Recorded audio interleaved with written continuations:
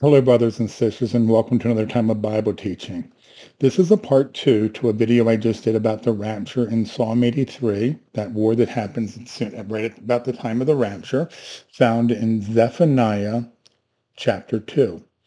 But I want to bring out a part that was mentioned in the first part of this video, and I just want to bring this out clearer because I think this is pretty cool, and it's about the hostages being returned. I will say, is this the hostages that are being held in Gaza today? It very well could be, but it doesn't have to be. Understand that's, I'm not saying it has to be those hostages, but it very well could be. And I was blown away when I saw this. So let's go ahead, open up our Bibles. I want to make this kind of short and sweet. As we discussed in the first video, let me just read this. Gather together, your O undesirable nations. Zephaniah 2:1. Look, I have a footnote for the word undesirable. If I go down, I look at my footnotes, it says, or shameless.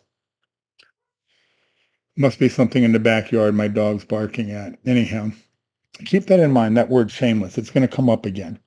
Before the decree is issued, or the day passes like shaft, before the Lord's fierce anger comes upon you, before the day the Lord's anger comes upon you. In other words, before the rapture and tribulation start at the beginning of the last day, the last 1,000 years.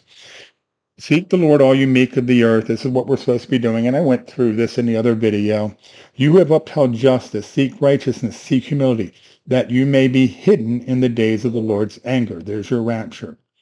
So and then it talks about judgment on a bunch of nations. And if you read through this, and I'm not going to do that now, you see two things. One, there's four sort of groups there, which pretty much come down to north, south, east, west. You also find the majority, almost all of these, are from Psalm 83. Psalm 83 is a war that it's the first war during tribulation, and it is all the nations that surround Israel is going to attack Israel, and Israel is going to win. Okay. But, and the other, this is twofold. It's about the judgment on all the nations, but it's specifically sort of singling out Psalm 83, which is that first war. And if the rapture would happen this year, at the beginning of October on Rosh Hashanah, which is very possible, and that is the only day that it could happen on, this war would be happening about that time. Read this verse. This is after Israel has taken this land. The coast shall be for the remnant of the house of Judah, and they shall feed their flocks there.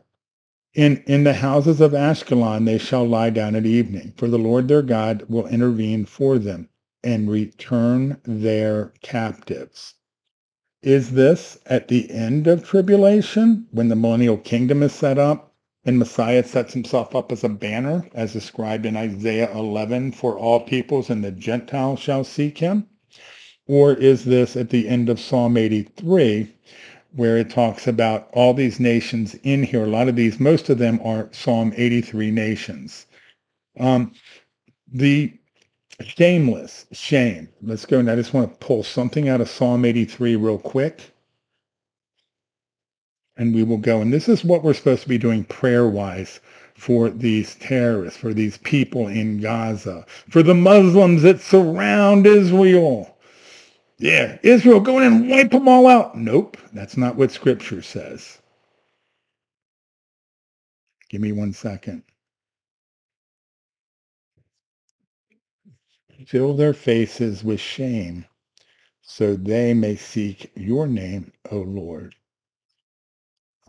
Somebody was telling me that Muslim religion is a very shame-oriented religion, like that's really bad to be shamed, and the worst thing you could do is to be shamed. Anyhow, I just think it's not a coincidence that to fill their faces with shame, and God's calling those countries shameless.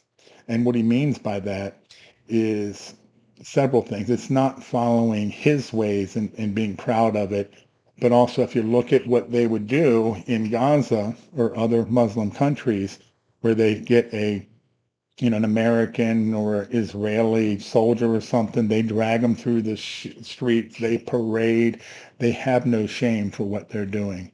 Anyhow, thank you very much. God bless you.